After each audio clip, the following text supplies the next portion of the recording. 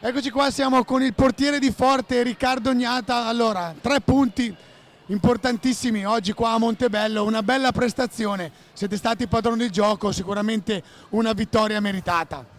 Sì, era l'obiettivo sicuramente. Abbiamo un roster che punta sicuramente ai primi piani in classifica. Abbiamo trovato comunque un Montebello ostico, sono ragazzi che hanno corso tutta la partita, alla fine siamo andati un po' lunghi verso la fine, ma la partita è stata in bilico fino alla fine, è stato un bello spettacolo. Volevo ringraziare anche i ragazzi del Montebello anche per l'accoglienza, ci hanno mangiato un bel disegno. Bellissimo, facciamolo vedere bene Ricky, così la regia può anche zoomarlo.